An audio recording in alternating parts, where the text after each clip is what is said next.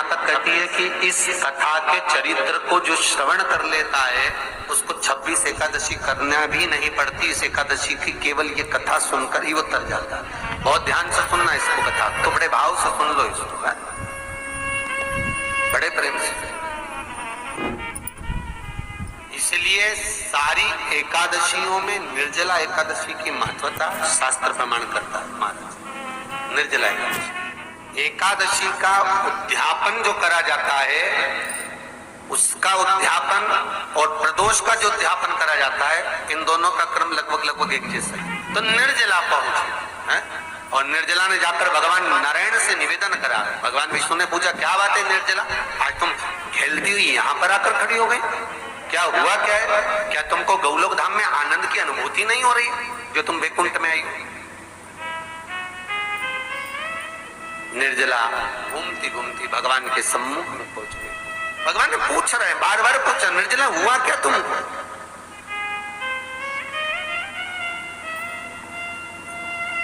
निर्जला एकादशी हुआ क्या है तुम?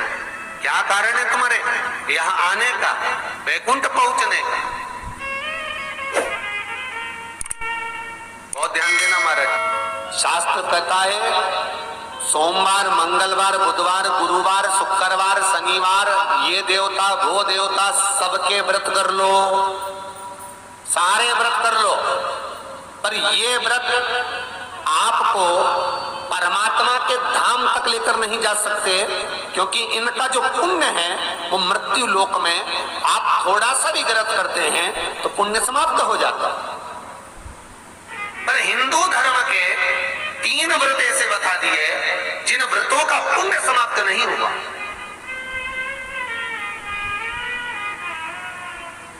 हिंदू धर्म के 3 व्रत ऐसे हो गए जिनका पुण्य समाप्त नहीं हुआ महाराज, जिनका पुण्य प्रबलता में बढ़ता गया। पहले नंबर पर एकादशी, दूसरे नंबर पर प्रदोष और तीसरे नंबर पर शिवरात्रि। एकादशी भी 26 है तो प्रदोष भी जम के बोलते जाओ 26 है। शिवरात्रि केवल 12, केवल 12, और अगर अधिक मास की पड़ जावे तो ये 13, और अधिक की आए तो 13। तो यहाँ शास्त्र कह रहा है कि 3 व्रत हमारे यहाँ जिनका पुण्य समाप्त नहीं हुआ, जिनका पुण्य प्रबल हुआ, बड़ा, इसलिए आज भी माता एकादशी का व्रत करती है। और एकादशी का व्रत कर कर अगर कोई जीवात्मा को देते हैं, कोई मर भी गया तो उसको एकादशी का दान देते हैं। एकादशी का उसको दान दिया है। महाराज निर्जला करी, पूछा क्यों आई हो, क्या कारण? निर्जला आई तब लक्ष्मी मैया उठकर निर्जला के करीब में गई। निर्जला बहुत सरल थी निर्जला। कहते हैं कामा एकादशी सबसे लंबी है। कौन सी एकादशी? कामा। फिर मोक्षदा उससे नीचे है महाराज। और निर्जला जो है बिल्कुल छोटा स्वरूप है। निर्जला का मतलब देखा जाए तो केवल 2 चोटी करी हुई है। मस्तक पर भोर लगा हुआ है निर्जला के, माथे पर बिंदी लगी हुई है निर्जला के, सुंदर गले में तुलसी की मालाएं पहनी है निर्जला, हाथ में जो हाथ फूल जैसी माताएं पहले पहनती थी, आपको ध्यान में होगा, ऐसा बड़ा फूल होता था, अंगूठियां पड़ी होती थी, हाथ में ऐसा लगा रहता है। तो निर्जला हाथ फूल भी तुलसी के धारण करी। बड़ा सुंदर स्वरूप है माता निर्जला का महाराज। छोटी है तो माता लक्ष्मी उनके पास में गई और निर्जला से जाकर पूछा, निर्जला तेरे आने का कारण क्या है, तू बता। नारायण आपसे पूछ रहे हैं कि क्यों आई हो, किस लिए आई हो, क्या है तुम्हारे आने का कारण? निर्जला ने कहा मेरी विनती केवल इतनी सी है मां कि मैं ये चाहती हूं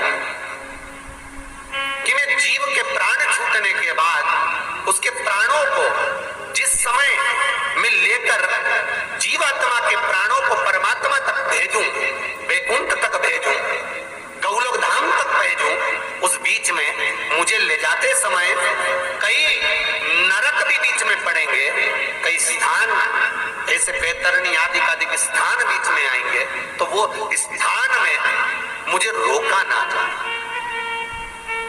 मैं मैं सीधे भगवान के धाम पहुंच जाऊं। ऐसी कृपा, ऐसी दया।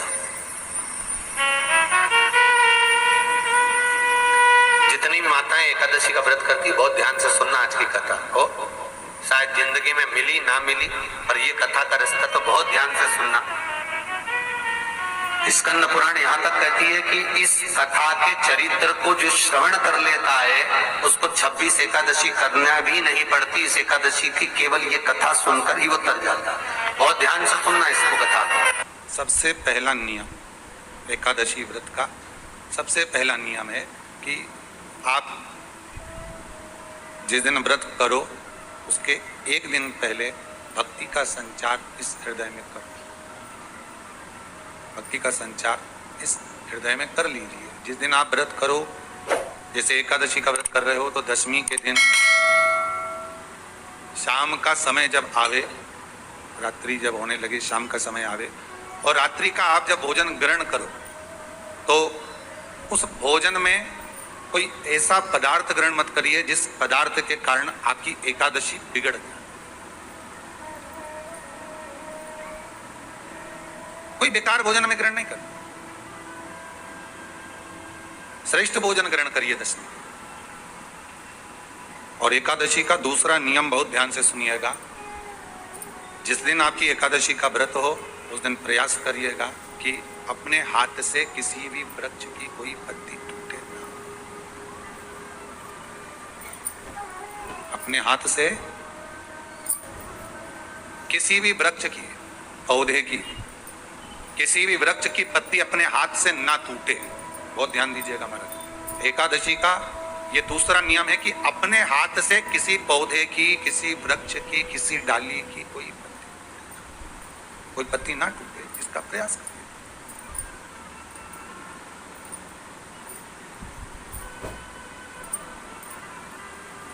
कितना सुंदर व्याख्यान कहा है, कितना सुंदर वर्णन है महाराज कि मात्र एकादशी का व्रत कर लेने पर, मात्र एकादशी का व्रत कर लेने पर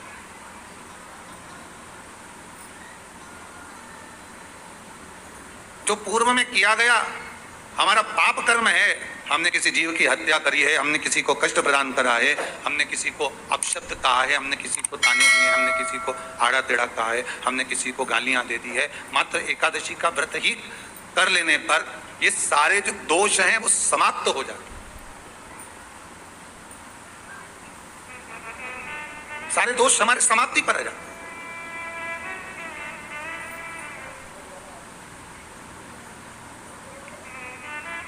अब एक विचार करिएगा थोड़ा सा अपने मन में, अपने चित्त में, अपनी वृत्ति में एक बात उतारिएगा।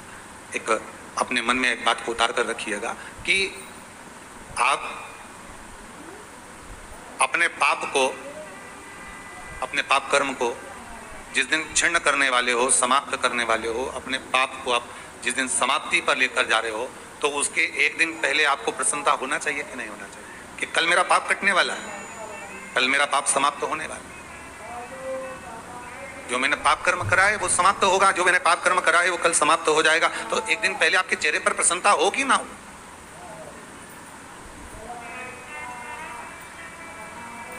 और चेहरे पर वो प्रसन्नता आपके आना चाहिए कि कल मेरा एकादशी का व्रत है, आज दशमी है, कल एकादशी का व्रत है, तो कल मेरी जब एकादशी का व्रत रहेगा तो मेरा ना जाने कितना कितना पाप, कितना असत्य, कितना झूठ, कितना प्रपंच वो समाप्त हो जाएगा। इसमें मुझे प्रसन्नता हो, इसमें मुझे आनंद था।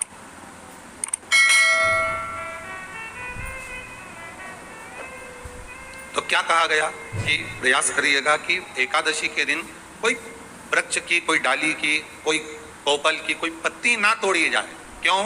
तो कहा अगर उस पत्ती को हम तोड़ देते हैं, वृक्ष की पत्ती को या क्यारे में लगी हुई कोई डाली की पत्ती को हम तोड़ देते हैं तो एकादशी का पुण्य फल प्राप्त नहीं होता, एकादशी का कोई फल हमारे खाते में नहीं जाता, पुण्य फल प्राप्त। अब फिर भले तुम चाहे तुमने मोरदन खाया हो, चाहे तुमने फिर चिप्स खाई हो, चाहे तुमने फिर व्रत का कितना ही सामान खा गए और तुमने सोचा कि आज मेरी एकादशी है, तो फिर उसका कोई फल प्राप्त